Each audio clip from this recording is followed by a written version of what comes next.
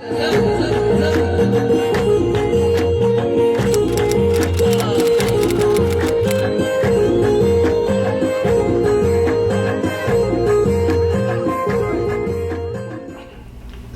وتحياتي أيها الإخوة والأخوات.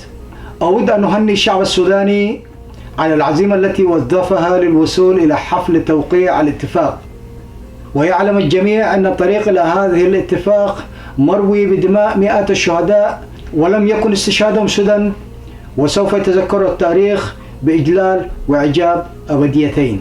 وإنني كأريتري أعتقد أن رائحة بخور السندل الذي يحترق في السودان لا بد أن تهب رائحته على إريتريا، وإننا ندعي الشراكة في ملكية الهواء النقي للسلام والاستقرار الذي نأمل أن يسود في السودان. من المعروف أن الشعبين الإريتري والسوداني هم كأخوين من رحم واحد. إذ أصيب الأنف في السودان العين تذرف الدموع في إريتريا. ورغم مرورنا بأوقات عصيبة في علاقاتنا حيث أصيبت الأنوف، ولكن لم تكن هناك إلا أعداد قليلة من العيون زرفت الدموع. وإننا نعلم أن هذا ليس من خصائص الشخص السوداني العادي، ولا يمثله في حقيقته، حيث في فطرته هو محب للحرية والسلام والعدالة. ومع ذلك من المحزن أن نلاحظ أن بعض النخب السياسية تعتقد أنه لا عيب من أن تتخلى من المشاعر والقيم العامة، ولا غضاض في أن تسقطها بحجة أن السياسة لها قواعدها البراغماتية، ولا يفترض عليها أن تتقيد بقيم الشعب ومطالبه الأساسية. وبينما نحن نحتفل بزفاف الوطن السوداني الأخير، نأمل أن يتمسك القادة بقيم السودان الأصيلة في التعامل مع الشؤون الإريترية، وهذا أمر لا غنى عنه، لأن الشعبين وخاصة هؤلاء المتواجدين في المناطق الحدودية واجهوا مأزقا مماثل وتاريخ واحد، ولديهم نفس التطلعات نحو السلام والحرية. وفي العقود الأخيرة رويت الأرض الإريترية بدماء الإريتريين والسودانيين معا الذين اعتبروا إريتريا موطنهم، وبالمثل أودت المعارك السودانية الكثيرة بحياة العديد من الإريتريين الذين قاتلوا وماتوا إلى جانب الشعب السوداني. على مدى الشهور الماضية كانت لدي بعض الآراء الخاصة والتي لم تكن كريمة نحو المجلس العسكري. أأمل أن يتفهم الأخوة بأنه ليس لدي ما أذكره عن العسكر إلا الدورة الكئيبة التي لا نهاية لها والتي جلبوها إلى منطقتنا، ولكنني لم أشكك أبدا بوطنية أعداء المجلس العسكري، مع أني أعترف بأنني متشكك للغاية من البزات العسكرية. ولم يكن موقفي ذلك تدخلا في الشؤون السودانية الخاصة، ولكن كما قلت فأن الأنف التي تساب في السودان تجعل عيناي الإريتريتين تزرف الدموع، ولم أكن أرى ذلك تدخلا بل تضامنا مع الشعب السوداني الشقيق. والآن وقد تم التوقيع على أوراق الوفاق السياسي للشعب السوداني، والذي كنت متشككا في حدوثه، رميت سلاحي المتواضع، وها أنا أتمنى للسودانيين سلاما دائما وحرية ورخاء مستمرين. مبروك للجميع بما فيهم اللواء محمد دقلو الذي لم أكن كريما نحوه. لقد نشأت وأنا أقرأ وأسمع بأن السودان هو سلة الخبز لأفريقيا، وكان العرب يقولون سلة الخبز للشرق الأوسط.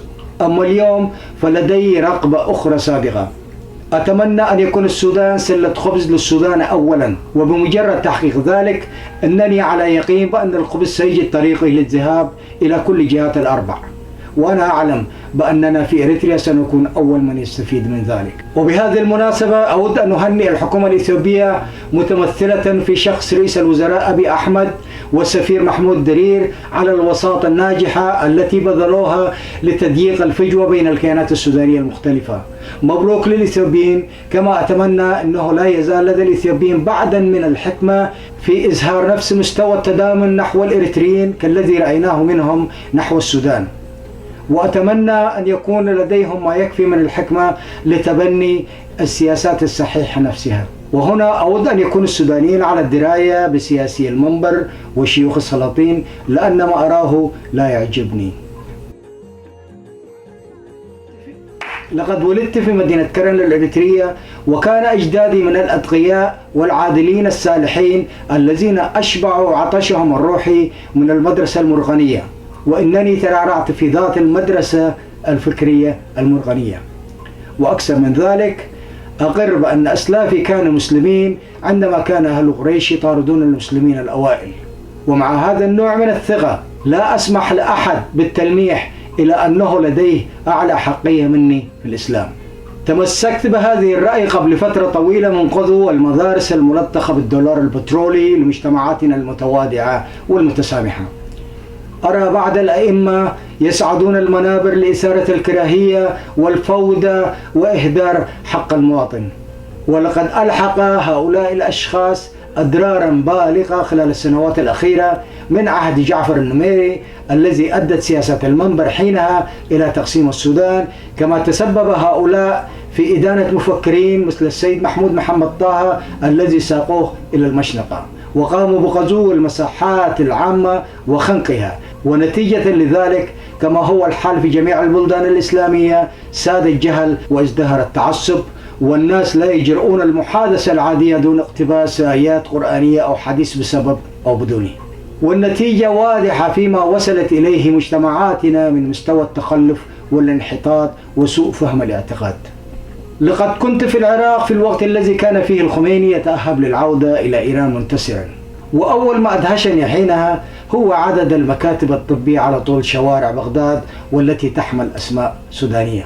وقد يتساءل البعض كيف لي أن أميز الأسماء السودانية، ولكن وكيف لا يمكنني ذلك عندما أرى لافتة مكتوب عليها الدكتور خوجلي أو الدكتور السر أو الدكتور دفعلة أو الدكتور الطيب، وتلك أسامي سودانية عريقة.